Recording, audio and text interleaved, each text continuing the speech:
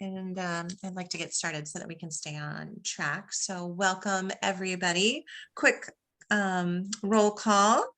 Kyle Edson. Present. And Matthew Hickey.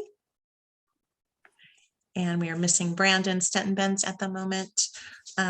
Denise Wood from our Planning Commission liaison, and Mayor Allison Kerr. Here. Thank you. And Mr. Girton's going to join us in a little while, and hopefully Ron will join us also, because I'd like to hear an update. And also I will read our public comment. General public comment must deal with the matters subject to the jurisdiction of the city and the council that are not on the agenda. Anyone wishing to address the Parks and Recreation Committee on matters not appearing on the agenda may do so now. The public may comment on any other matter listed on the agenda at the time the matter is being considered. There will be a time limit of not more than 3 minutes for each speaker. No action will be taken on matters brought up under this item, and all comments will be referred to staff. Okay, and welcome, Ms. Miles, to our meeting. Do you have anything that you would like to comment on at the moment?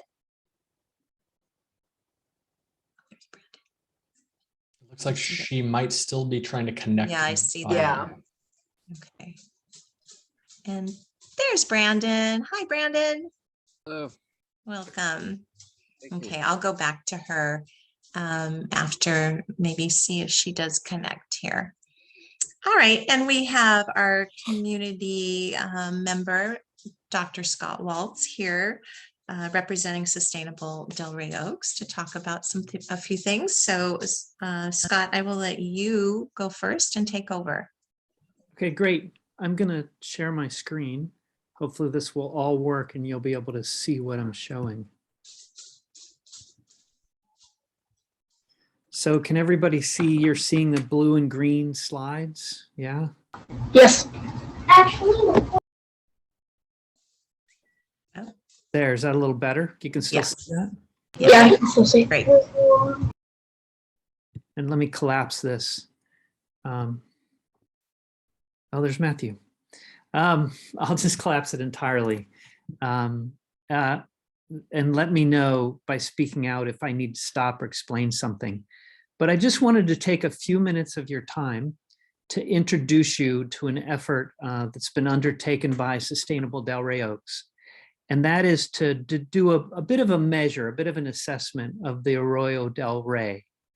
And this effort involved a professional biologist, several, who produced 2 reports, which I'll talk about.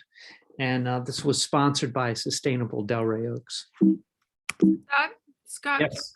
for those of you that may not be familiar with what Arroyo del Rey, you'll say Yes. that specifically? Okay. Yeah, and speak up in a slide or two if it doesn't become clear. Okay. So this is, Delray Oaks. If you think of Delray Oaks, I think most people realize it's a canyon landscape.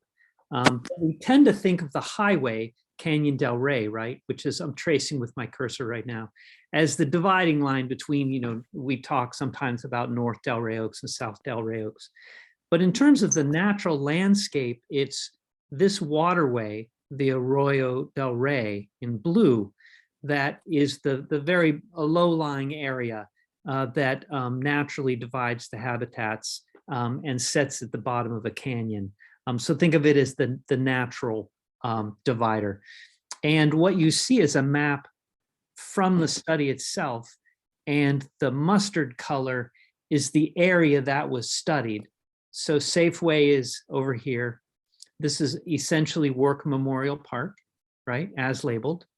And then the river continues through Delray Park, and then by the Frog Pond, and then out to 17 acres.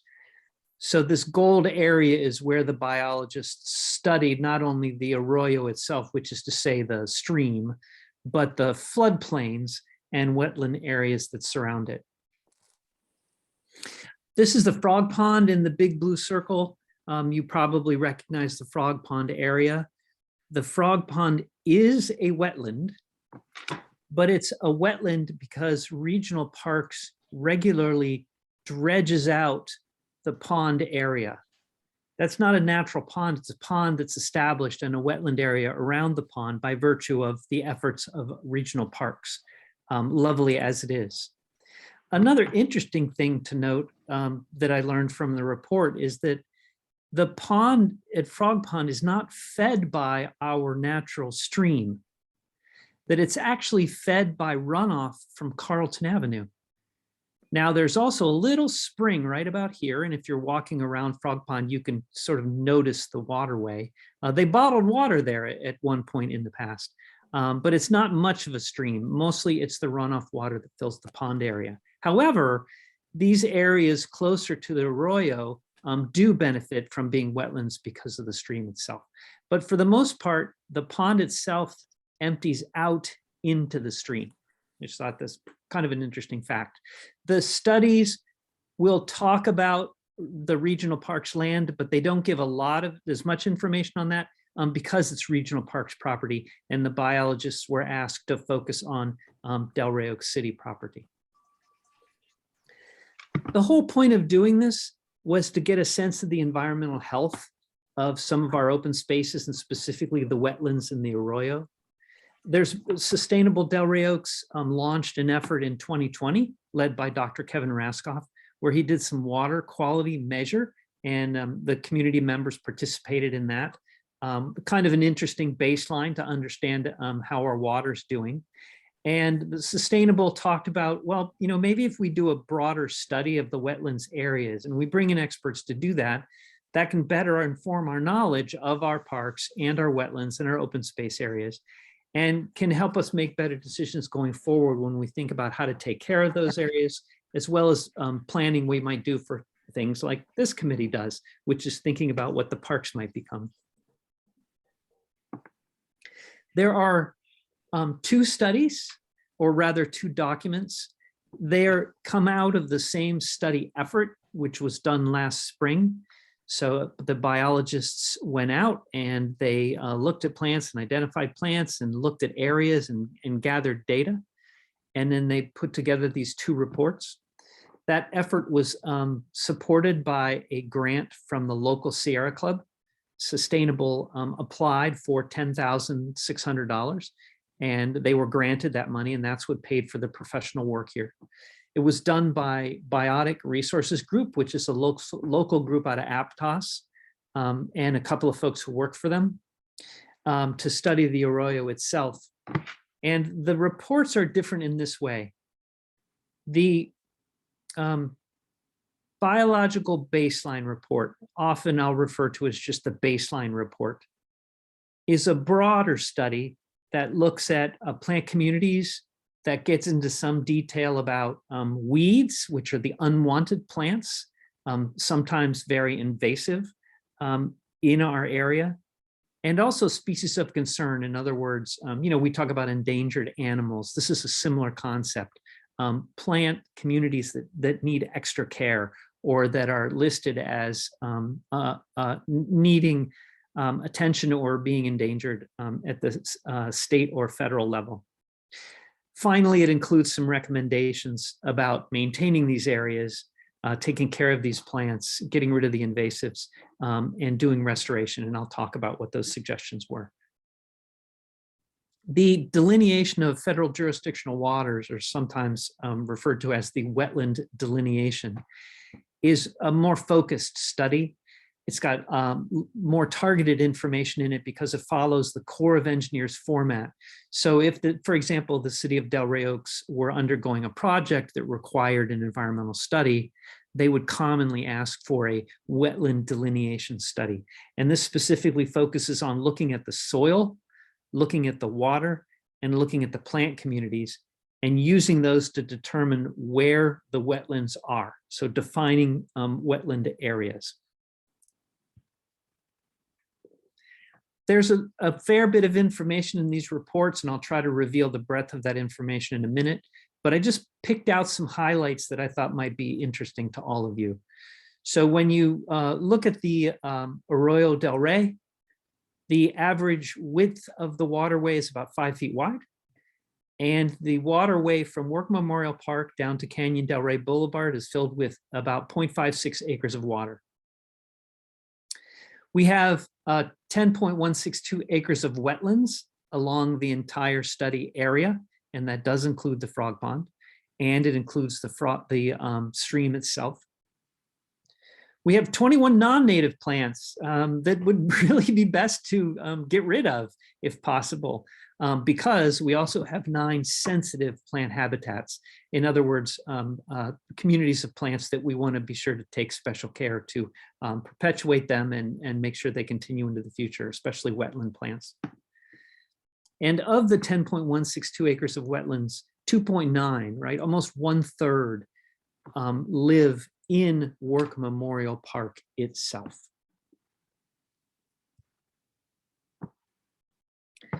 So let me move forward a little bit to show you what this looks like on some of the maps, because honestly, in these reports, the information really comes together in the maps. They're a good visual depiction of what we're talking about. So what we have here is, this is actually from the National Wetlands Inventory, but it shows the wetland areas around the frog pond and then extending over to the 17 acres. So this blue area is the frog pond itself. This is the preserve. And then over into the other side of the preserve in the 17 acres. So anywhere where you're seeing green, even blue, you're talking about a wetland defined area. So you can see it's pretty substantial. This is a different kind of map, but conveys similar information. This is a Work Memorial Park. Here is Safeway. Here is the current road through the park. Garden Center, obviously the tennis courts right here.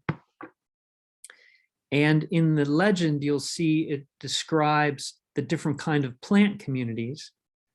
All of these plant communities represent a wetland area. They're markers for a wetland. And some of them may look familiar. So whether it's pink or green or blue, you're looking at wetland areas. And the dots are where the samples were taken, sort of for scientific accuracy.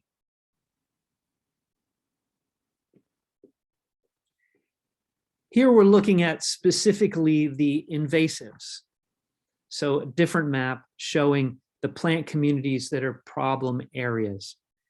And in the bottom left, I specifically targeted a picture of, I mean, it looks pretty, all that yellow, but that's French broom. And we would like to get rid of that because it's very invasive. And if you can look at the key, it's kind of hard to read because of the similarity in the color. But this stretch right here is where the French broom is. What's interesting is that some plants that we like also happen to be invasives. So on the banks, right off the highway, is Monterey pine.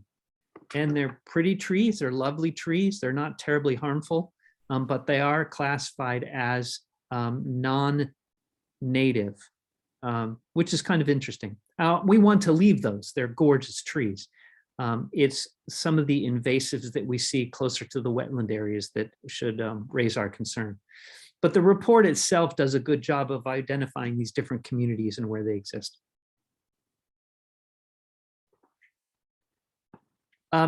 Along with the maps themselves and all of the text that goes with it and some of the charts that indicate the species and the areas and the status of things, this group, the Biotics Resources Group, were terrific in helping produce a more extensive story map.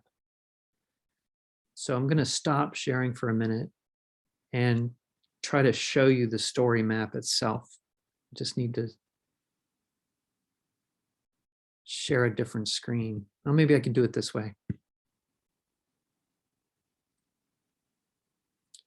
So can you all see a big banner with the frog pond itself and Sustainable Del Rey Oaks right there?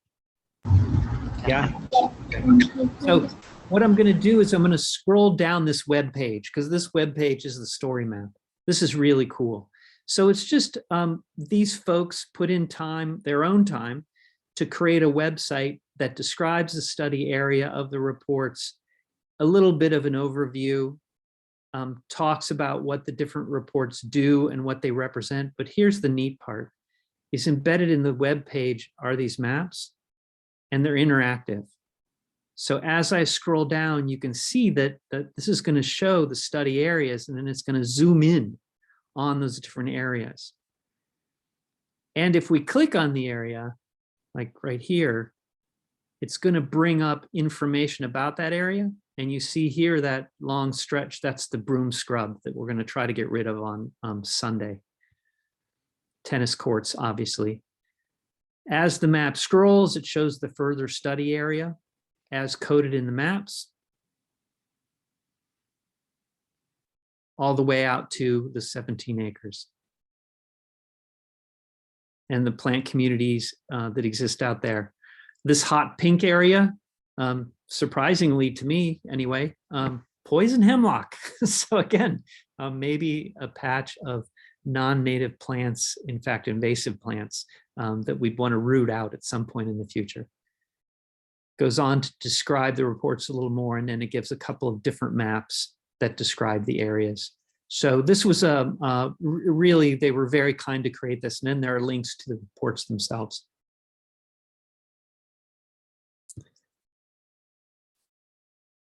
So you can, I'm back to the slides. You can see the slides, okay, yes? Can I get a nod? Okay, thank you. So kind of concluding, there were some recommendations by the biologists themselves. Here's what they include primarily is continue to remove trash. And in fact, Sustainable Delray Oaks has done that. They've undertaken the coastal cleanup, except instead of the coast, they tackled the Arroyo del Rey. I helped pick up trash along the roadway to help clean up our waterway. The report also suggests maybe partnering with regional parks to monitor the 17 acres, since those properties are adjacent, and regional parks is also very good at taking care of their land. So maybe a partnership there.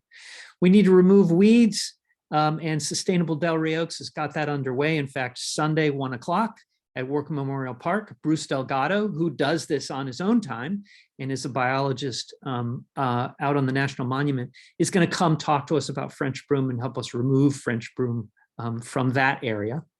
But it's good to remember that, and the report reminds us of this, follow up with multiple visits to pull resprouts until none are seen is important, and to help return annually to get the new plants so they don't establish themselves. So this has got to be an ongoing effort.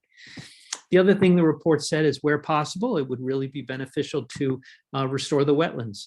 So perhaps if FORTAG goes forward, and some of that land, TAMSI will take responsibility for restoring back into wetlands.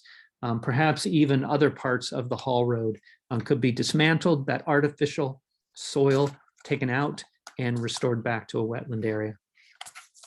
This was not in the report, but Sustainable Delray Oaks wants to make sure that we have a full set of recommendations coming out of this. In other words, these are sort of implications and possibilities that suggest themselves.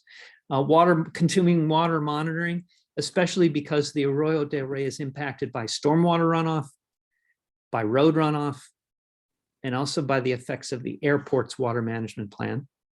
We are a canyon. We run down into the Arroyo del Rey. And in terms of what the Parks and Recreation Committee might think about, just a couple of ideas. Perhaps partnering with Sustainable Delray Oaks on workshops that connect choices you make at home to the impact on natural areas and our parks. For example, things you put on your driveway that are going to turn into runoff, or planting landscaping plants that support the monarch butterflies, so that they're moving from our parks across our communities. Perhaps jointly planning events like the weed abatement that's going to happen on Sunday, those in the future, or a trash pickup like coastal cleanup, as well as just general park enhancement and beautification, especially because I understand we're going to get some really nice new equipment. So we want the natural areas and the developed sports and recreation areas to complement each other. Educate residents about the value of wetlands. I personally would really enjoy people not talking about Work Memorial Park as the old golf range. I would really like us to all start seeing that as Work Memorial Park.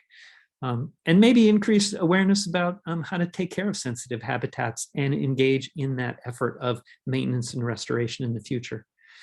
I left this slide on here because I assume this slide will become part of the public record. And Dr. Kevin Raskoff created a tiny URL that's very helpful, that is easy to see. It's also clickable. If you can bring the slides up and click it, that'll take you to the reports themselves on the web. And of course, any communication with Sustainable Delray Oaks would be greatly appreciated. So to conclude, it's really the hope of Sustainable Delray Oaks that the information in these reports will be helpful, in particular to the Parks and Recreation Committee, and that the community itself can continue to get involved and to serve in maintaining and restoring the city of Delray Oaks natural spaces and park spaces. I'm happy to answer any questions or respond in any way if it's helpful. Thank you, Scott. I see such a strong partnership between Sustainable and doing this and what we're going to be going forward with Parks and Rec. So thank you very, very much. That's a lot for us to gather and think about as we go forward with our plans also. So thank you for that. Kyle, do you have a question for Dr. Waltz?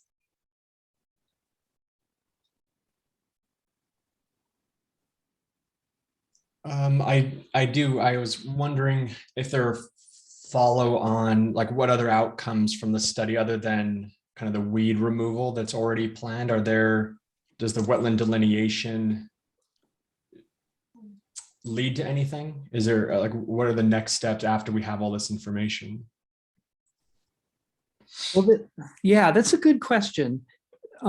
This is the wetland delineation is a funny kind of thing. The wetland delineation itself tells us what the markers of the wetland are. In other words, what are our wetland areas?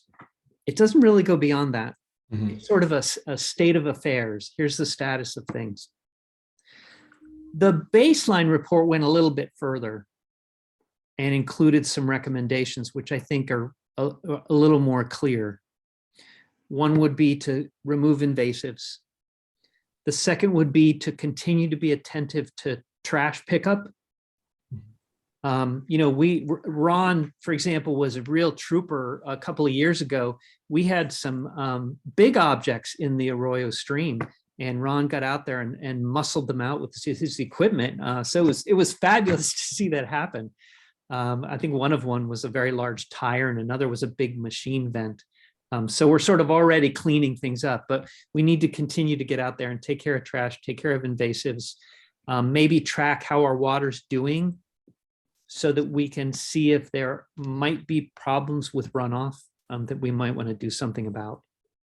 So I guess those would be the top things that immediately come out of the report. But I think the biggest thing is just that these reports are information and that you all as a Parks and Rec committee or in partnership with Sustainable Delray Oaks get to decide when you look at this information, how you think it suggests we can do something to make the city better. Is that helpful? Yeah, that's fantastic. Yeah, thank you. Okay, I see a hand up from Kathy, community member. Hi, Kathy. Hi, I'm just curious, I live along the creek and I'm curious if the ivy, the mint, and what other plants were labeled as invasive and non-native, because those are the things I'm constantly doing battle with. Yeah, that's a good point. I think that because the Cape ivy is terrible, right? It strangles trees. I think the reason Cape ivy didn't get identified is because the biologists were asked to give their attention to the wetland and wetland related areas.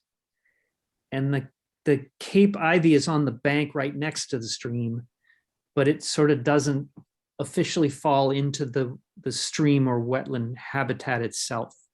So thank you. You make a really good point, which is that these reports are very informational in what they address. They do not address everything. And there are certainly other plants like the Cape ivy, which need attention. Yeah, because the Cape ivy, I just know it's ivy, so I'd be talking out something if I said Cape ivy, but it's just that it's starting to strangle the trees, the pine trees. I mean, I have one behind my house that's dying because of the ivy. And I'm sure there are more along the creek, and when those trees come down, that creates blockages, flooding, areas for the trash to collect and everything. So I didn't know, how in depth they got on those things. Yeah, this report didn't address that so much, but I know that Regional Parks, for example, is aware of the ivy problem too, even in the Frog Pond. Mhm. And it's tough. You sort of continually fight that, and you got to go in there and cut it off at the base of the tree so that it dies and doesn't strangle the tree. So yeah, a very real issue. So Thank you. Kathy, the city has put in for a grant to help us clear that out. We're waiting on results. So that people are very aware of the ivy and the other undergrowth in that area. Okay, thank you. And Mayor Kerr, did you have your hand up for that or something else? No, I just wanted to Okay. respond to Kathy. I know that Ron and John are here, but I just wanted to make sure that that was part of the conversation. Okay, does anybody else have any comments or questions for Dr. Waltz? Okay, very good. Well, thank you so Oh, much. That was Brandon. very important. Oh, Brandon, I'm Brandon. sorry. Oh, Sorry. Sorry. along the creek by Angelus Way, there's a lot of ice plant. What are your thoughts on the is it from Australia? The ice plant seems to really take over those hillsides, but then I've heard the counter argument that it helps with erosion. So It may be that it does help with erosion to some extent. I also understand that I'm told, I don't have the documentation, that the Army planted some ice plant for that purpose. The biggest problem with ice plant is just that it becomes a mat, and so it pushes out all the other plants. So it's not as evil as French broom is, because French broom actually changes the habitat around the plant itself.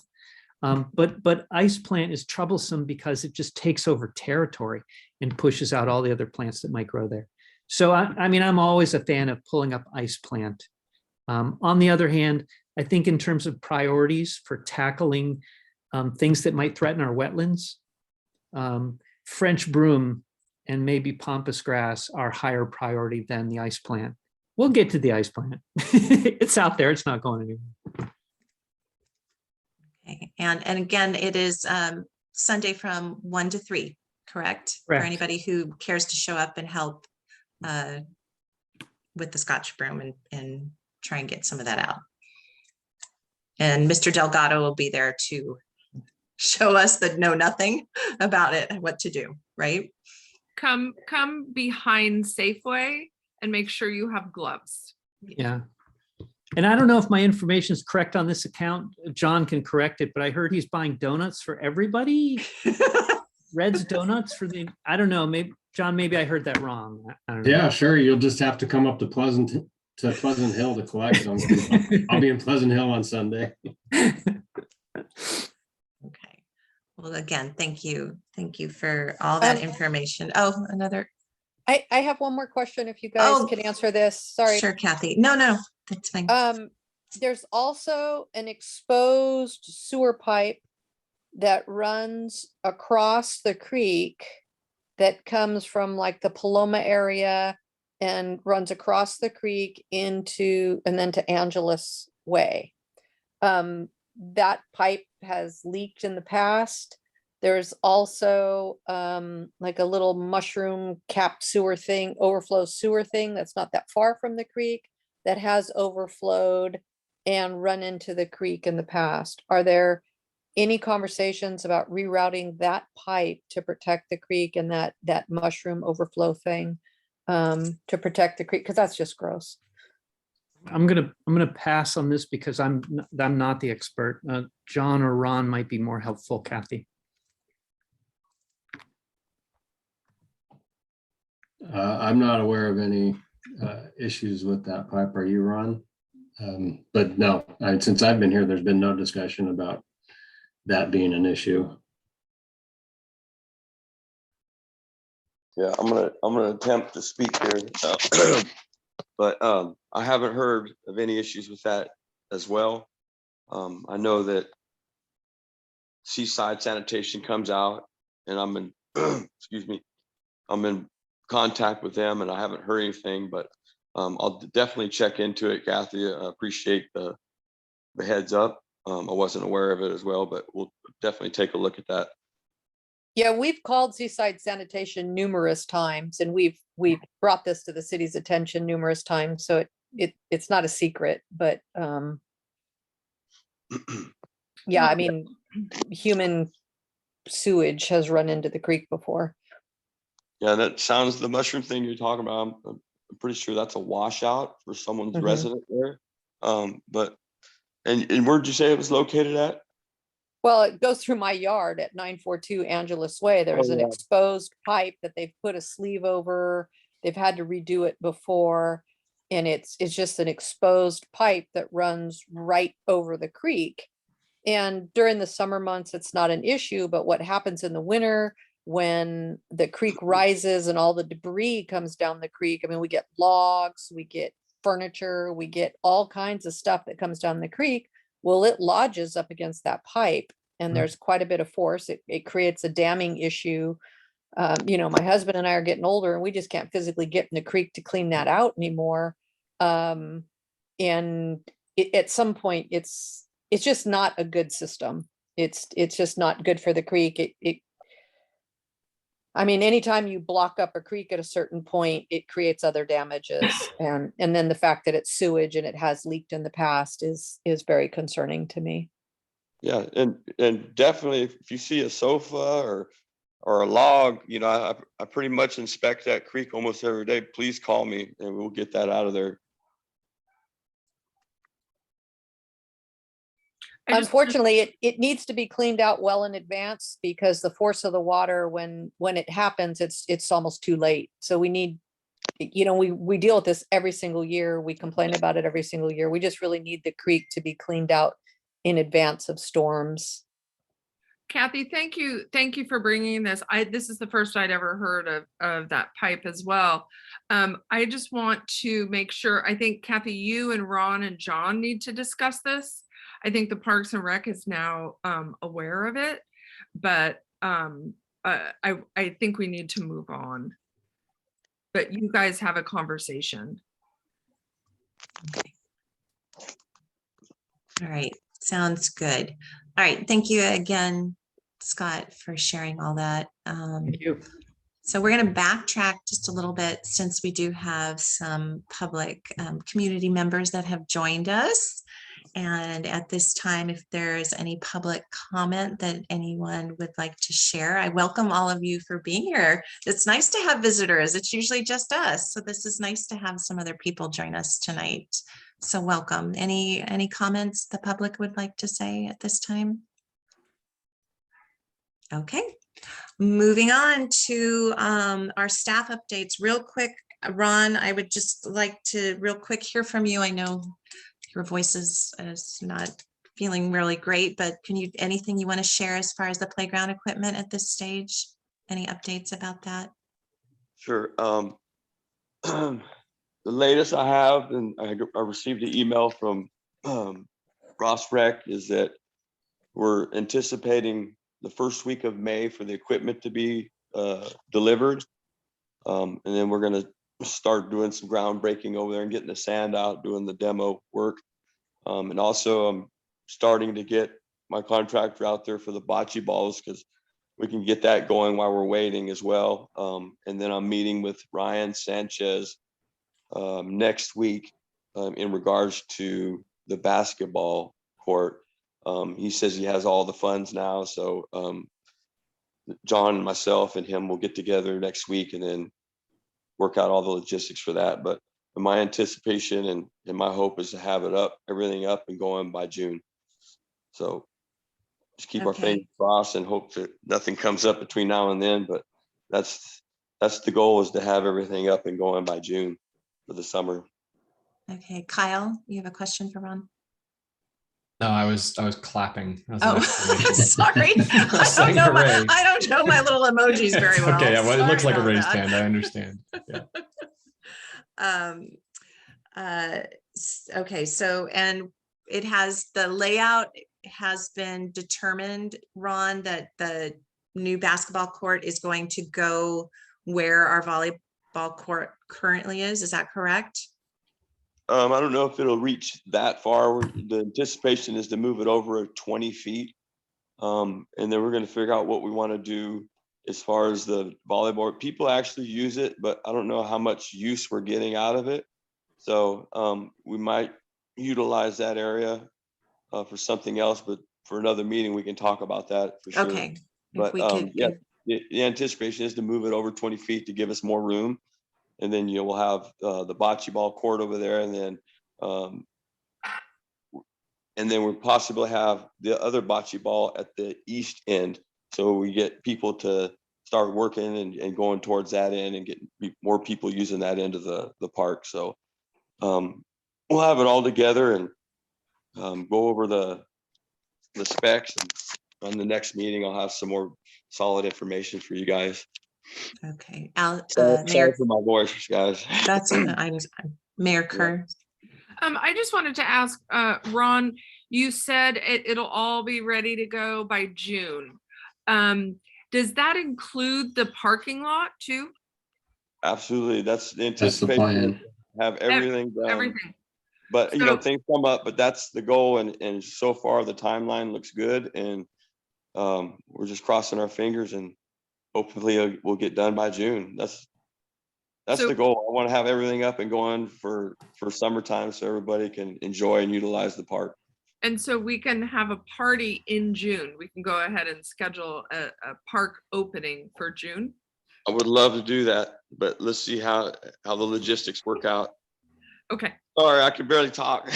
That's Yeah. okay. No, That's you're okay, doing- Ron. you're I'm doing gonna, If I can add for Ron, since he's losing his voice. yeah, please. So we did get approval from the council at the last council meeting for the expanded scope for the parking lot. So we'll take a little bit longer because we're doing extra work there. And so the mayor and I have talked about, how do we continue to provide access to the park? So we'll try to work something out with parking on the other end in the Public Works parking lot to at least provide some temporary parking and access to the park from that area. But it's fenced in, so it's a little problematic, but and it's turning in and out of Canyon Del Rey. So we want to look at that, but we're exploring options for how to minimize the impact to the folks on Angeles and in that area while we're doing the construction work. Okay, great. And John and Ron, Denise has offered also her expertise with landscape design and layout. So, reach out to her too for her expertise as far as maybe how logistics, some of this can fit in. If you want her, I know she's offered several times. So thank you, Denise, for that. Oh, yeah, Ron and I have been chatting. Oh, great. Yeah. Good. In Okay. process. Great. Thank you, Ron. Thank you for the update. It's very exciting. Thank All you, right. everyone. All right. Take care of yourself. Brandon, do you have any thing that you would like to add as a committee member for this past month? Well, I will be working with the City of Monterey Recreation Parks and Rec as an admin, but so I'll be attending their meetings the second Wednesday of every month. So hopefully I'll get a great education of PR Parks and Rec from our brothers and sisters next door. So it's pretty exciting. That is very exciting. Congratulations on that. Thank you. That's great. Thank you. Yes. Matthew, any updates from you? No, not really anything at all. Okay. Thank you. And Kyle, I know you're going to go over the survey with us, but is there any update from you? No, just the survey results whenever we're Okay. ready for those. Real quick, I did attend our arts committee meeting last night, which I've been a part of, and very excited to get that up and running again. I think they're also going to be a great partner with Parks and Rec. And Brandon, they loved your idea of painting the utility boxes. So they're already thinking of that and going forward with that, and some other great ideas that we definitely will be over, meshing together between Parks and Recs and the art committee. So exciting. All right, onward. Let's get to that survey, at least start on it. And Kyle, this is all you. Oh boy. Okay, let me pull up. I have a, for those who are new or community members that are joining us, if you didn't see it, we sent out a survey to everybody that we sent it out on the city's website and Nextdoor. I'm not sure if it went out through other platforms, but trying to solicit feedback on how often you use the parks, what improvements you'd like to see, things just to inform our future work. We're clearly kind of busy through June with the updates to the playground and the parking lot and the bocce ball courts and the new basketball court and all of that. But, after those projects are winding down, we're going to start thinking through how we want to schedule events or make other improvements throughout the year as funding allows. So we wanted to get as much feedback from the community as possible to find out what your priorities are, and not just the 4 committee members.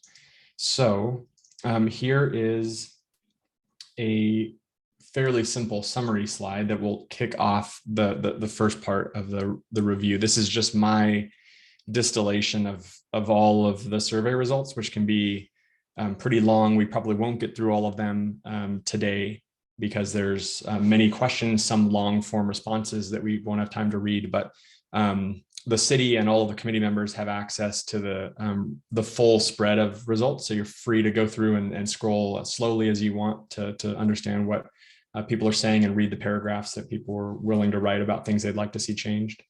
But here's the highlights are that the largest category of residents that responded, 46% were over the age of 61. 37% were between 41 and 60, and 16% are from 21 to 40, which is not surprising. Those are about the demographics we see around town anyway. So that's what we thought we would see in those numbers. The folks that responded that they use the parks the most were the group 41 and over, inclusive of the 61 and over group, and a lot of people reporting that they take their pets to the park, which is nice. And about 2/3 of the responses that we got fell into 2 categories: that they use the park a few times a week or a few times a month. A smaller proportion said they're there daily or rarely, or maybe once a month, something like that. But most folks are there a few times a week or a few times a month. The most used locations in order are the Frog Pond, number 1, then the trails are number 2, Work Memorial Park, and then the dog park. And in the full list of results, we'll see how those break down and the others and where they landed. Most residents reported using the parks mostly to be physically active, and second, to be closer to nature. Most wanted events or programs such as educational classes, social activities, and family activities, if we were to start scheduling things for later this year. And the question about where should we spend additional funds when we get some on improvements, nature trails was a very popular response in several questions. Nature trails came up over and over and over again. People wanted more options of places to stroll. So that was a clear message to us. The second most popular item was a small family like coffee or beer garden, which we'd have to discuss. I'm not sure how we would pull that off or where it would go or what the vision for that was, that option, but we can put our heads together and think through how to pull something like that off if it lands at the top of our to-do list at some point. And the third option is a community garden of some sort. So those are the kind of summary bullet points of the survey. Does anybody have any questions about this before I move over to the actual survey and we just do a fairly rapid scroll through the full response list? Okay. Let me stop sharing that and start sharing this. Okay, you guys can see that all right, I assume? All right. So we had 91 responses total which is, I don't know how many people actually ended up seeing the posts about it. But I think that's a pretty good response rate for a survey like this, and a quick turnaround that we were asking for. So that I was excited to see those numbers. And so I think we've at least got one more response since I pulled the summary slide. So these percentages will be slightly different than the numbers that you just saw probably, but very close to what I just had on that slide. So this is just, where the residents are from, what part of town they're living in. 41% are on the south side and 35% are in the north side, with about 20 in the Oaks. This is the demographics spread that we just reviewed. Or sorry, no, that's wrong. That's the next one. This is how long have you lived in Delray Oaks? A lot of them have been here. A lot of folks, 26 have been here for over 25 years. And then 20 have been here or 23% have been here for 20 years. No, I'm sorry, 20 responses or 23%, 6 to 10 years. And then 24% are from 11 to 25. But the real important stuff, like this is the age demographics that we just discussed. Here are the charts. These are all, not the most beautiful presentations of these data, but the family members that, if we had one person from a household responding, this is them reporting on who in their house uses the parks the most. And like I said, the highest use is people over 41 and pets. And then the younger demographics are slightly lower, about half as much. Most people get to the parks by walking, and then driving a car or a motorcycle is a second, and then bicycling is the third. This is the response for how often do you use the park. You can see that a few times a week or a few times a month are the top responses there. I'm going to go ahead and just scroll through the optional free form responses, because there's a lot to read and we just don't have time to get into the details of these. But we can read them on our own, or figure out another time to review them in detail as a group, because there's just a lot of feedback provided there. Some of it is very short, and some of it is very useful. Some of it is worth paying attention to, so we should find time for that. And here are here's the breakdown of the top destinations or top DRO locations that people frequent. The Frog Pond is by far the most popular. And then Trails is a distant second, followed by Work Memorial Park, and then the Dog Park, and then a kind of a scatter of percentages. But for the tennis courts and butterfly gardens is pretty popular. Small children play equipment, 16 or people responded that they use that very often. And then, one person for the rest of them. But these look like these might have been, when you select the other, you can type in what else you use. And it looks like some people just added their own responses to those items. How much time? Yeah, let me do just another few minutes on this, and then we can open it up for questions or discussion. Most people have not ever rented Old Town Hall. That may not be surprising. 3 people have, for birthdays and other parties. Most people have not ever used a barbecue spot. 11 respondents said they did, for, again, birthday parties mostly, one family reunion. Reasons that folks visit the parks, like I said on the summary slide, physically active is the #1 response, and then to be closer to nature is the second, followed by to be with friends and family.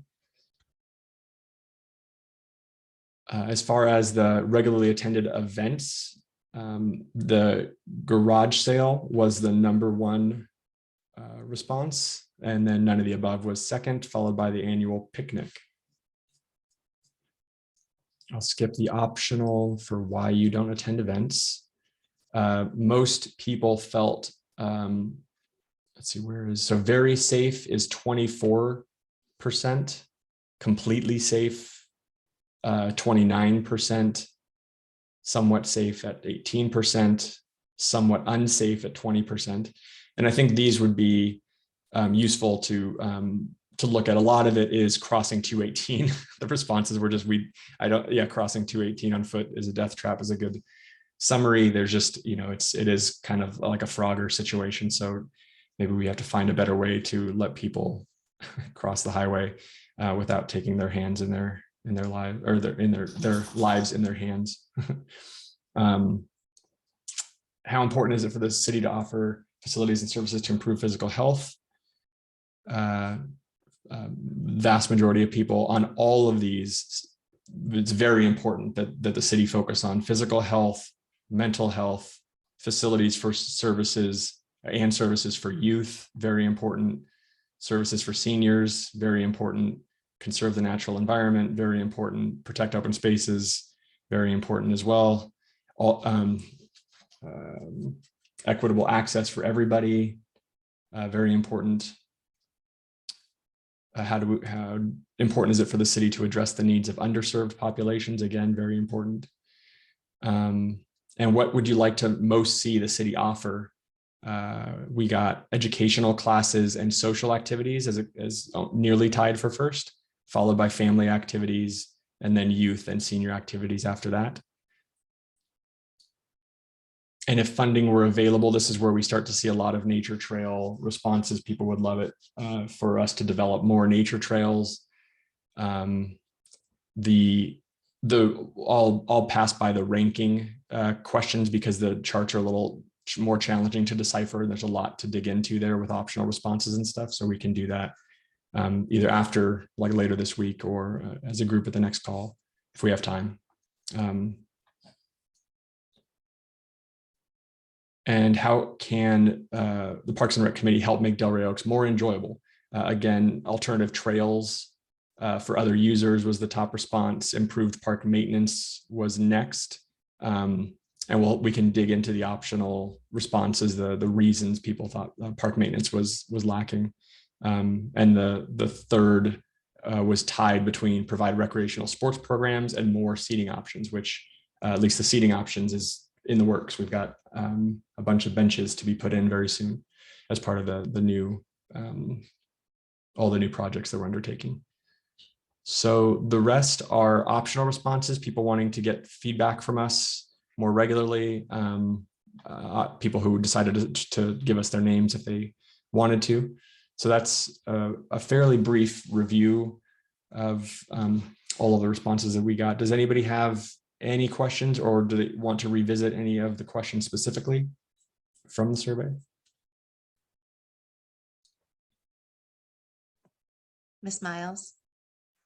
Is it Elena or Alana? Alana. Alana, Right. sure. Thank you. Mhm. Yeah, I don't know why I missed the survey. I didn't take it.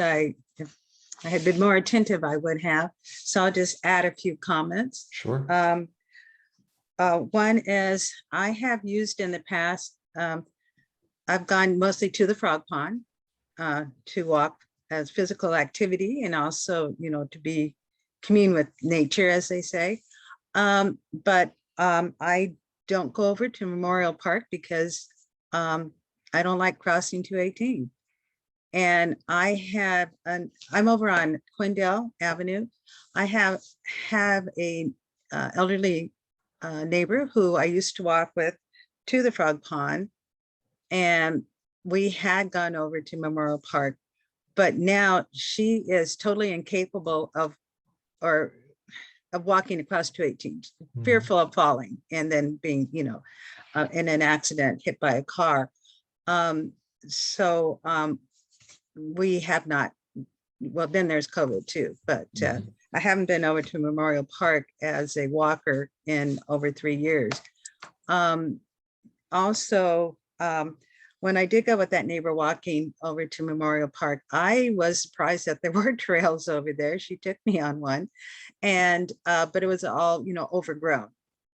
So I would say park maintenance is an issue, and also the at one point a group that I am associated with did, thanks to City Hall, allowed us to use the old town hall for our dance class. Scottish country dancing, but it turned out to be a little too small for our group. And the bathrooms were not really that well kept up. And the distance for an evening situation such as our small group, women in particular did not feel safe walking from the Old Town Hall to the bathroom. You know, they go with a partner or something because they just were not that comfortable. So those are just a couple of concerns that I just wanted to bring up. But I really, really love the frog pond. And I would like to be able to feel safe getting across 218 to go to Memorial Park. Those are my comments. That's Thanks. great. Yeah, thank you very much for the feedback. That's helpful. Does Any anybody other else- questions Kyle, or does anybody comments? else have a question? I do have one, Kyle. Sure. When at the very end, we asked if you would be willing to teach a class, people did comment on that, which is something we've been looking for. You know, we do want to add recreation to the park side of this. How do we know who said they wanted to do bike skills or bird watching? Is there a way that you can see somehow who wrote that?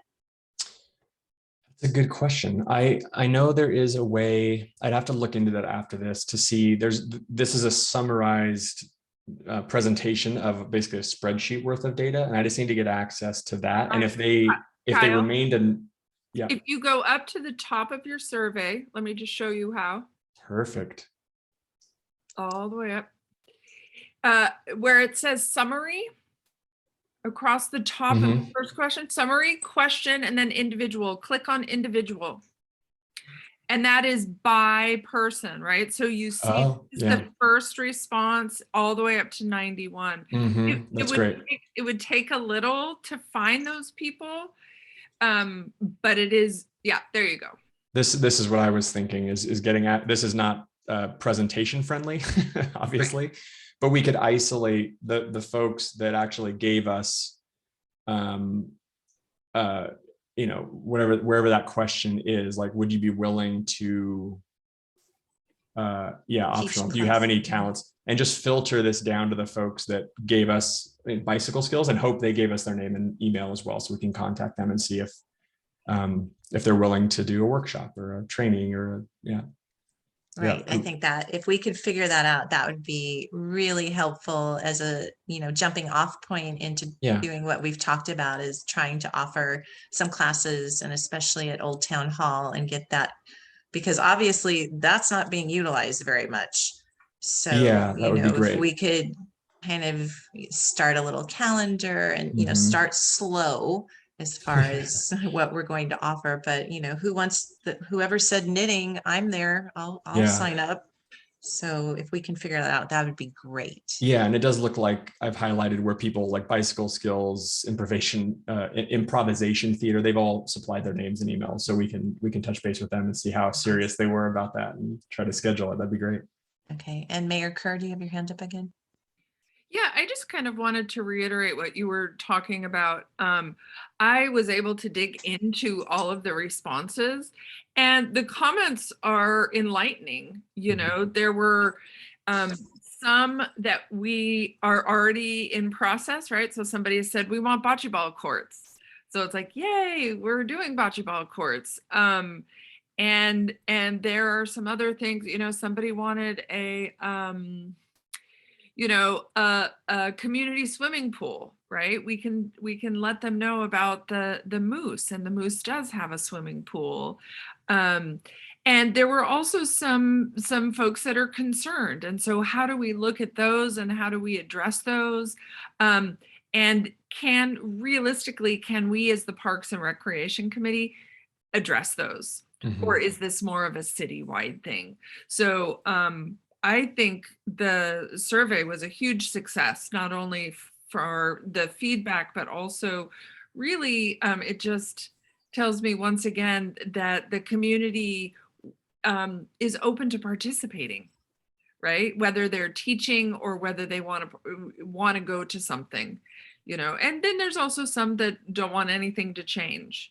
Mhm. And so, you know, this is just really valuable information. So thank you, Kyle, for making this happen for us.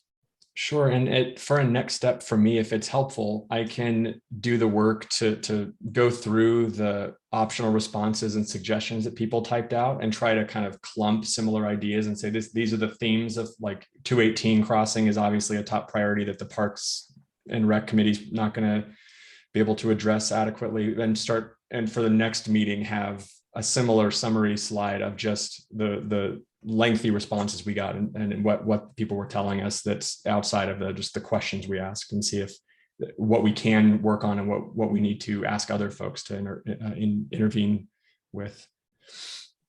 Is that a good way to go, or would people rather do it on their own? I did some summary, but I think that'd be great, Kyle, if you Okay. wanted to do that for next meeting. I Absolutely. think that would be really helpful, because then it does give us a definite, you know, what are we looking at forward as soon as, you know, our park opening is done, then what are we going to do after that? What is our Mhm. next steps? And like I said, starting slowly with offering one class or one program. Mhm. Yeah, and I can Um, pull all of those, like the and- classes that are options and the contact information for those people, and we can decide which direction we want to go. Yeah, Right. okay. I will do that for next meeting. Thank you. Well, our time is already up. That was a good hour. So thank you. We'll put mission statements on the back burner again.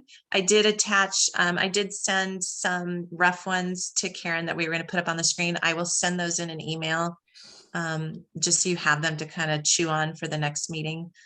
And then we'll continue with looking at the survey, and also I think thinking about how our park opening party is going to look like, and how we're going to do that also, I think, are the big things to focus on for next time. Yes, Mayor Carr.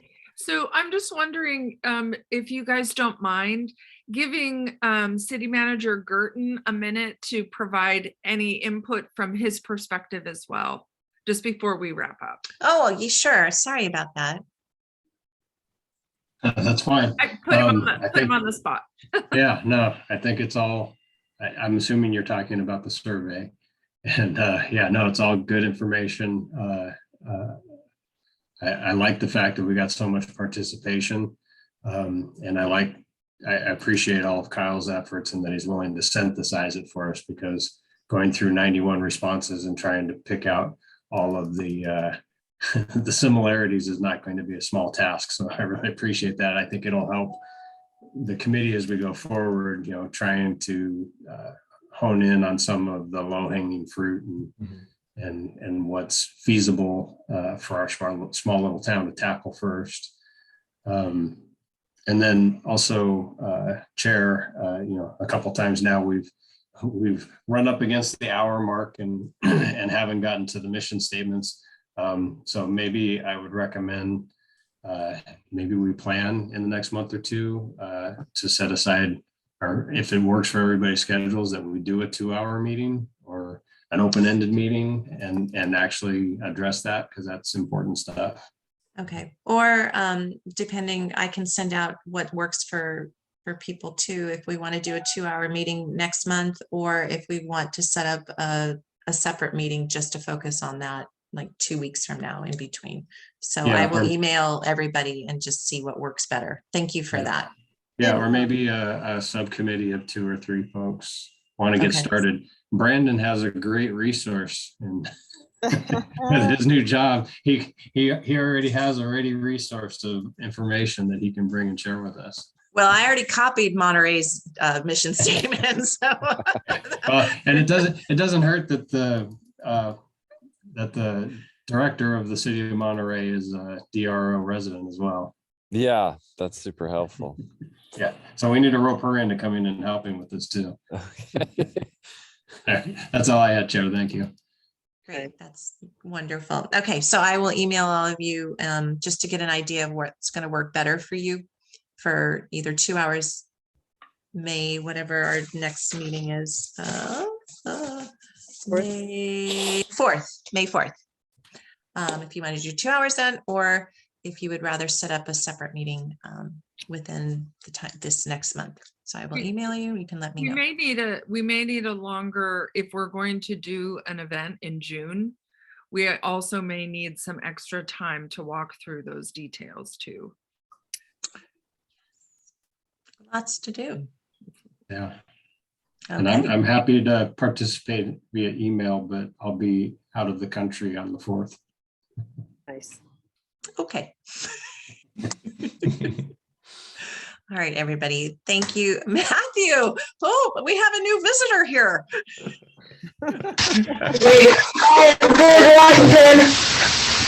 Thank you, Feel Matthew. better, Matthew. Namarasha has his hand up. Very static. Can you mute, please? Bye. Okay. Bye all. Have a great. All right, Oh, thanks, what? everybody. Carrie, I'm sorry, Namraja has his hand up. We'll Oh. figure out how to do public comment and when, but he has his hand up. Okay. Hi, go ahead. Hello, I just wanted to express some gratitude to the community that some of the things that I had an issue with, like the pampas grass and the ivy choking the trees, that these things are aware, like that the community is aware of these things and that we are like making efforts to take care of them. And that I'm super excited to hear that we're gonna have a bocce court. And also to just reiterate that, you know, it seems that the majority of the community is looking at the importance of being close to nature and about nature trails. And so I just want to encourage all of us to keep that in mind as we plan developments for the future, the importance of maintaining natural spaces and building in harmony with nature to make sure to protect these wetlands, because obviously we only have so much space to develop, but how important it is to protect these wetlands as we do develop around them. And that's all. I just wanted to share that. Well, thank you. Thank you for your comment. Okay. All right, all. Thank you so much once again for being here, for your hard work, your dedication. And I will see you soon. Bye, guys. Be safe. All right, And, thank you. Bye. Bye, Matthew.